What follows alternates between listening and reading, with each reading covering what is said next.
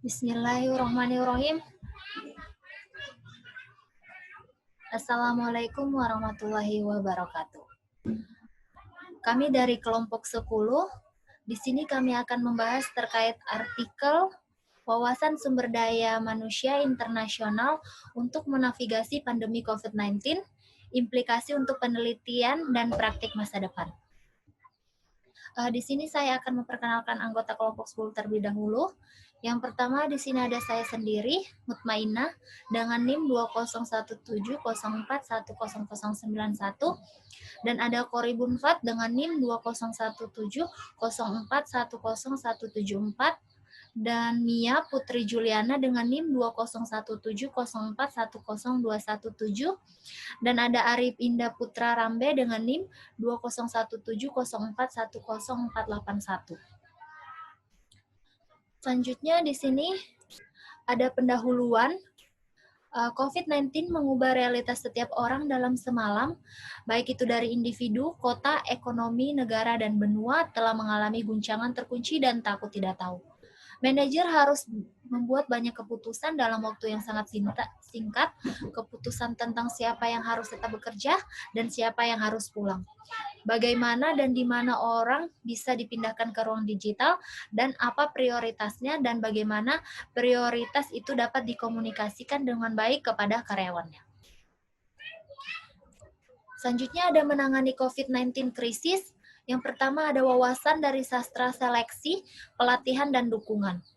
Dalam bidang IHRM atau International Human Resource Management telah lama memahami bahwa ketika karyawan berada dalam konteks yang tidak pasti, mereka akan mengalami stres.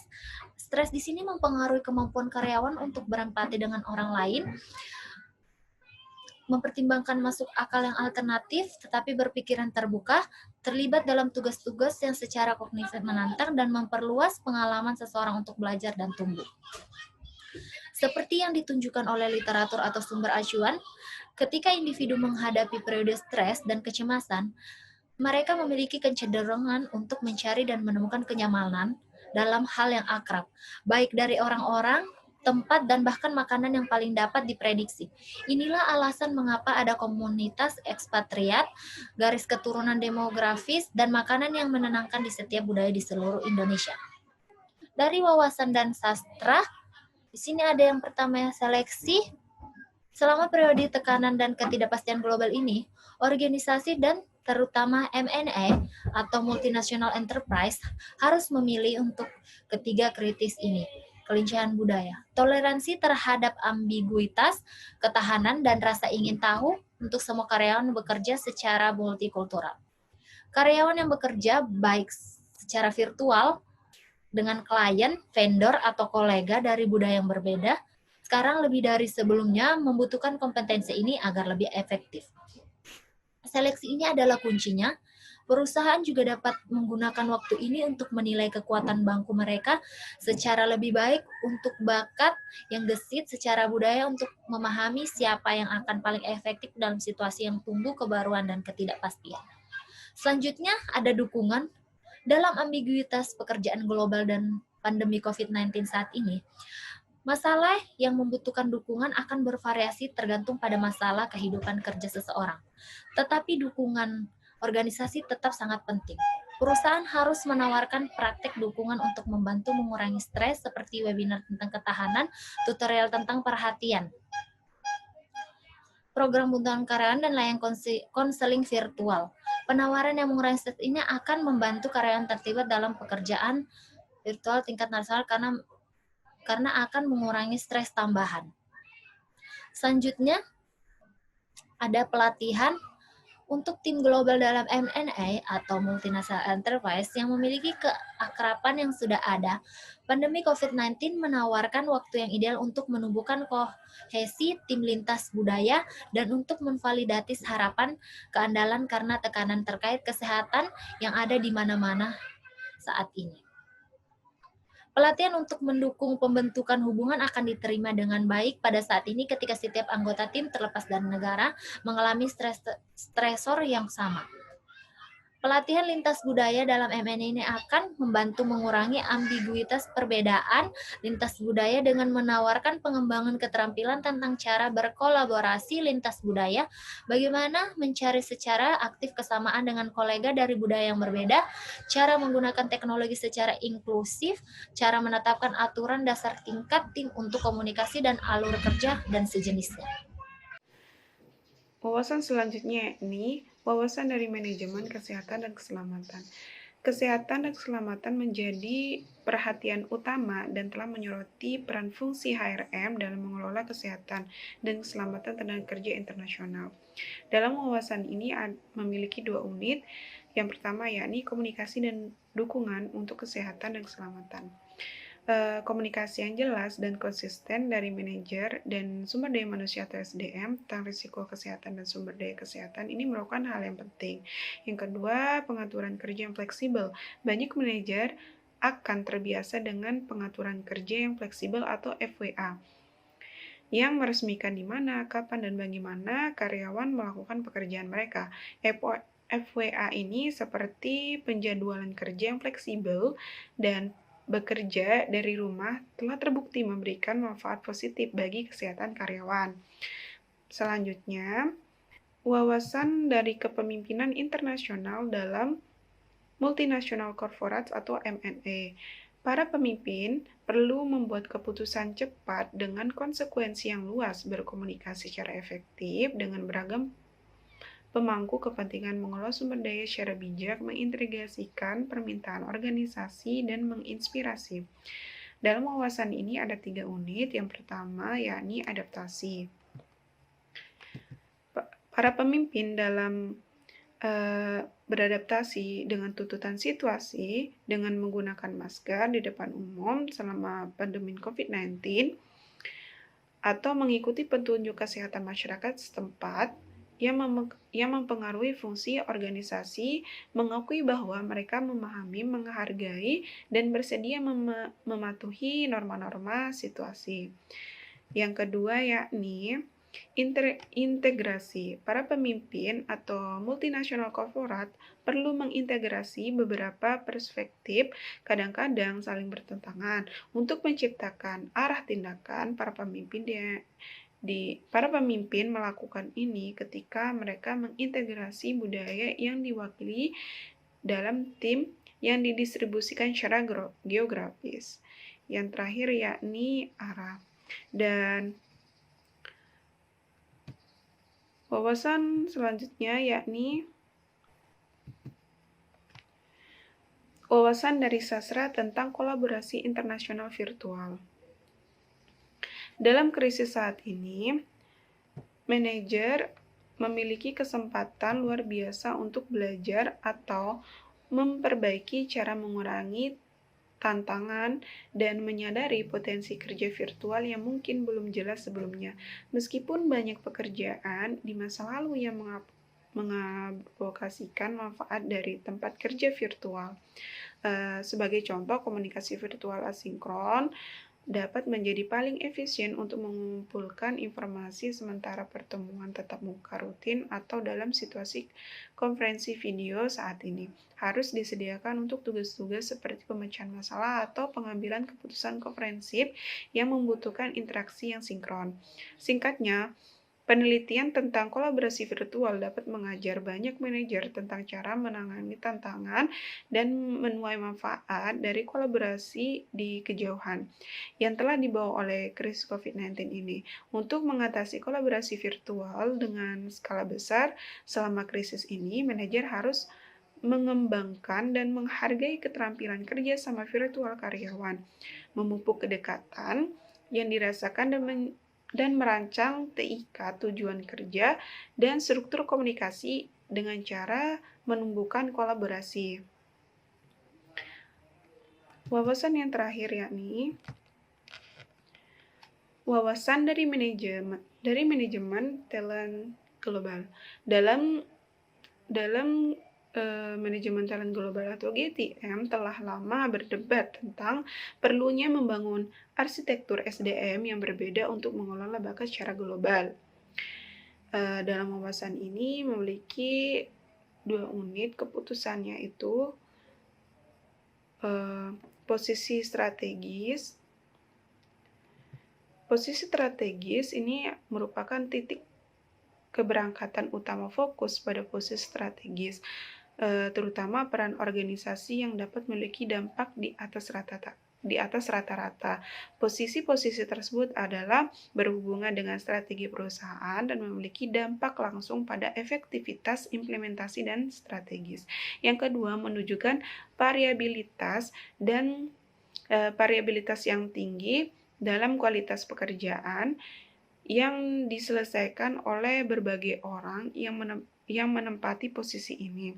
Dan yang ketiga, membutuhkan pengetahuan unik khusus perusahaan, pengalaman industri yang tidak dapat dengan mudah ditemukan di pasar tenaga kerja eksternal. Yang terakhir yakni talent pool. Dalam GTM atau manajemen talent global, langkah selanjutnya mencakup penciptaan kumpulan talenta berpotensi tinggi yang dapat menempati posisi penting yang strategis. Singkatnya, wawasan dari GTM sangat relevan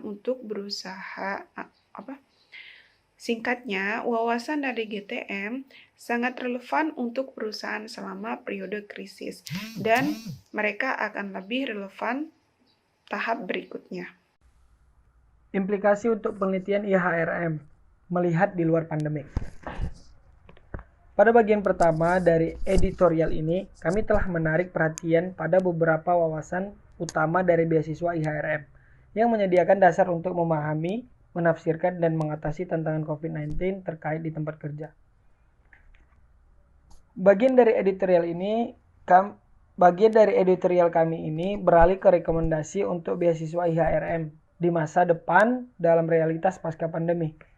Kami berpikir bahwa penelitian baru dan multidisiplin akan diperlukan untuk membahas konteks, proses, dan hasil dari pekerjaan pasca pandemi. Di bawah ini kami fokus terutama pada saran untuk penelitian tentang yang pertama, bagaimana mengolah dengan ketidakpastian global. Yang kedua, bagaimana memfasilitasi kerja global. Dan yang ketiga, bagaimana cara mendefinisikan kembali kinerja organisasi. Nah, yang pertama dengan ketidakpastian global. Ada beberapa poin dalam mengolah ketidakpastian global. Yang pertama itu ada kepemimpinan dan manajemen bakat. The United States War College adalah institusi pertama yang menciptakan istilah VUCA. VUCA bermitra dengan para sarjana dari militer. Penelitian masa depan di IB dapat memajukan bagaimana gaya kepemimpinan dan perilaku mungkin perlu bervariasi selama situasi ketidakpastian tinggi, dan bagaimana intervensi spesifik dapat mengarah pada hasil yang jauh lebih baik. Dalam kasus pandemi COVID-19, anggota tim global mungkin mengalami tingkat ketidakpastian yang sama, tetapi mungkin memiliki reaksi yang sangat berbeda. Sama seperti ketidakpastian yang mungkin dialami secara berbeda lintas budaya. Demikian pula respon terhadap rasa takut, stres, dan kecemasan. Demikian penelitian di masa depan harus memeriksa apakah para pemimpin global mampu mengidentifikasi dan merespon secara efektif lintas budaya. Sebagai contoh, komunikasi kepemimpinan yang sama untuk mengatasi ketidakpastian karyawan mungkin memiliki respon efektif berbeda, tergantung pada konteks lintas budaya mereka. Nah, yang kedua ada kolaborasi di bawah tekanan. Pandemi COVID-19 adalah pengalaman yang menghasilkan stres bersama secara global yang dapat menurut psikologi sosial menumbuhkan keinginan alami untuk terhubung dengan orang lain. Gum dan Kulik 1997, Sarnoff dan Zimbardo 1961, Schachter 1959. Melalui pandemi COVID-19 telah memperkuat hubungan antara kolega dari budaya yang berbeda atau memiliki efek sebaliknya, dengan menciptakan jarak emosional yang lebih besar karena kemampuan untuk saling mendukung terbatas pada interaksi virtual yang disaring melalui beragam lensa budaya. Menggambarkan keadaan di mana ketakutan memfasilitasi kohesi atau pembagian di antara kolega yang berbeda secara budaya akan menjadi penting untuk menghasilkan intervensi. IHRM telah lama memahami bahwa kompetensi tertentu memengaruhi kesuksesan ketika bekerja di bawah tekanan di berbagai negara dan dengan orang-orang dari budaya yang berbeda. Penelitian di masa depan harus memeriksa sejauh mana cara baru berkolaborasi di bawah tekanan dalam konteks ketidakpastian akan membutuhkan kompetensi tambahan. Yang ketiga ada kesehatan dan keselamatan. Pandemi COVID-19 menunjukkan bahwa mengolah kesehatan dan keselamatan karyawan adalah tantangan utama bagi IHRM. Dan ini merupakan komponen penting dari tantangan besar yang dihadapi oleh MNE dalam memahami bagaimana menangani tanggung jawab sosial. Menurut Buckley et al. 2017. Adapun tentang kompleks lainnya, pemahaman kita tentang masalah kesehatan dan keselamatan akan mendapat manfaat besar dari kolaborasi multidisiplin, terutama dengan para sarjana di bidang-bidang seperti kesehatan,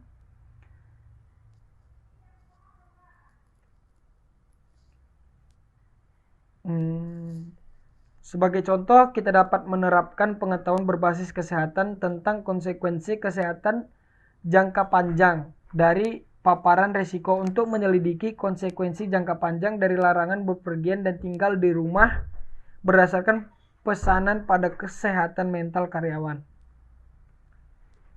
Nah, yang keempat ada memfasilitasi pekerjaan global.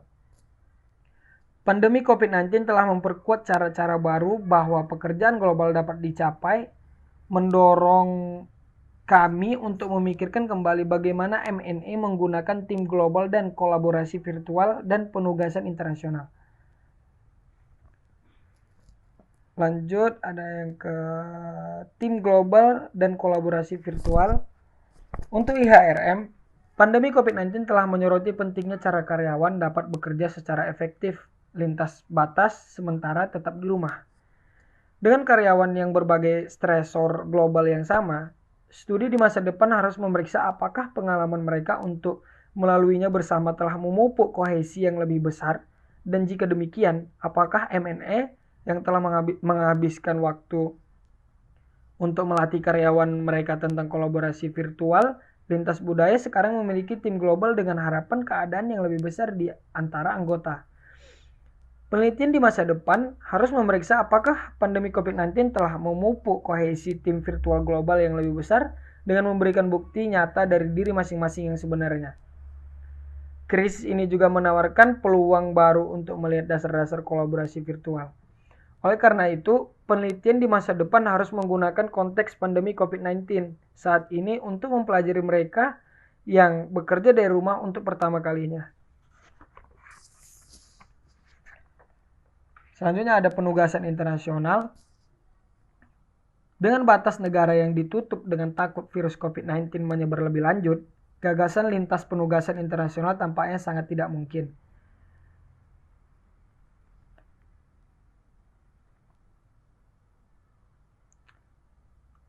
Dengan asumsi bahwa lebih sedikit karyawan akan dikirim ke luar negeri untuk tinggal dan bekerja dalam konteks penugasan internasional, penelitian di masa depan perlu menyelidiki alternatif kontrol mekanisme MNE untuk anak perusahaan, alternatif untuk mengembangkan pemimpin global masa depan, dan alternatif untuk mengatasi kekurangan keterampilan di negara tuan rumah. Untuk mempersiapkan mereka untuk kekurangan keterampilan yang diantisipasi di negara tuan rumah, dengan lebih sedikit ekspatriat yang tinggal di luar negeri, mereka yang dikirim ke luar negeri harus mencapai sukses yang lebih besar, lebih cepat daripada generasi ekspatriat sebelumnya. Baik, terima kasih atas waktunya. Saya akan melanjutkan materinya. Redefining performance atau mendefinisikan ulang kinerja. Menbev dan Dicir pada tahun 2015 menulis tentang perlunya sarjana IHRM untuk memikirkan kembali variabel dependen utama mereka, yaitu kinerja organisasi. Mereka merujuk pada ketahanan dan kemampuan perusahaan dalam merespon atau bangkit kembali dari peristiwa yang mengejutkan. Contoh penelitian oleh Brenzey dan Abdelnour pada tahun 2010 dan Decir dan Dowling pada tahun 2012. Hasilnya membuktikan bahwa variabel penting untuk IHRM dalam konteks bencana berskala besar. Krisis COVID-19 menambah daftar panjang peristiwa kejutan di abad ke-21 yang mencakup terorisme, skandal perusahaan, krisis keuangan global yang dimulai pada tahun 2007, bencana alam misalnya tsunami Samudra Hindia pada tahun 2004, letusan gunung berapi pada tahun 2010, dan bencana lingkungan, contoh ledakan rig minyak BP atau Deepwater Horizon di lepas pantai Teluk Amerika Serikat. Pandemi global sekali lagi menekankan pentingnya memahami peran IHRM dalam membangun ketahanan perusahaan. Krisis ini juga membawa titik keberlanjutan dan lebih khusus lagi kontribusi organisasi dalam tujuan pembangunan berkelanjutan harus menjadi variabel dependen dalam penelitian IHRM yang diadopsi sebagai perjanjian tidak terikat pada tahun 2015 oleh 193 negara. Relevan tidak hanya untuk pemerintah, tetapi juga untuk semua pemangku kepentingan dalam hubungan kerja. Tujuan-tujuan ini adalah bagian dari gambaran besar pembangunan global dengan implikasi lingkungan, kemanusiaan, dan ekonomi. Sarjana HRM telah dikritik karena lambat menanggapi tujuan ini. Seperti halnya dengan bencana lingkungan lain saat ini, krisis COVID-19 secara langsung dikaitkan dengan cara-cara tidak berkelanjutan di mana manusia memperlakukan ekosistem dunia. Ketika dilihat melalui lensa ini, meskipun masih dapat diperdebatkan, krisis COVID-19 seharusnya mengingatkan kita tentang perlunya memikirkan kembali praktik kerja kita membantu mengatasi kelestarian lingkungan. Krisis kali ini sekarang memberikan kesempatan bagi para peneliti IHRM untuk membimbing M&A atau multinational enterprise menuju kontribusi untuk mencapai SDG atau Sustainable Development Goal. Mereka dapat melakukan ini terutama dengan memeriksa bagaimana kerja virtual dapat dioptimalkan untuk mengurangi tingkat pergantian dan perjalanan. Selain memeriksa keberlanjutan kebijakan dan praktik SDM global, penelitian di masa depan dapat membahas SDG sehubungan dengan kesehatan dan keselamatan global, misalnya dengan memeriksa bagaimana praktik mobilitas global dapat menunjukkan relevansinya, mungkin termasuk manajemen paparan risiko di lokasi anak perusahaan M&A dan tujuan perjalanan, manajemen antisipatif darurat seperti evakuasi medis, dan pengurangan terkait pekerjaan cedera dan penyakit. Dalam paparan sebelumnya, telah diuraikan bagaimana para peneliti IHRM harus menggunakan skenario ekstrim kerja virtual saat ini untuk meneliti batas-batas kolaborasi virtual yang efektif dan menemukan cara untuk mendukungnya pada skala yang lebih luas tanpa mengkompromikan efektivitas organisasi atau kesehatan mental karyawan. Selama masa lockdown, orang telah mengalami peningkatan kualitas udara, tingkat kebisingan, dan kemacetan. Dan pada saat yang sama, dan mempraktikkan keterampilan kolaborasi virtual. Kesimpulan, Buckley dan kawan-kawan pada tahun 2017 telah menunjukkan bahwa ruang lingkup penelitian yang sempit berpotensi menghambat sarjana IB untuk mempelajari pertanyaan penelitian yang lebih berdampak. Hal yang sama dapat dikatakan tentang IHRM, terlepas dari sifat multidisiplin intrinsik dari topik di mana sarjana IHRM tertarik, ada sedikit penyerbukan silang ide dan pengetahuan lintas disiplin ilmu. Pengalaman krisis COVID-19 menunjukkan kembali bahwa pengetahuan IHRM yang bermanfaat dan dapat memberi informasi dan mendukung praktik manajemen tetap tersebar dan terfragmentasi. Editorial ini menunjukkan bahwa pengetahuan yang paling berguna untuk praktik manajemen berasal dari penelitian IHRM dengan fitur-fitur sebagai berikut. Yang pertama, sifatnya multidisiplin. Yang kedua, berorientasi multi pemangku kepentingan. Yang ketiga, multi level. Dan yang terakhir, pluralistis metodologis. Terima kasih. Cukup sekian presentasi dari kelompok 10. Bila ada salah mohon dimaafkan. Wassalamualaikum warahmatullahi wabarakatuh.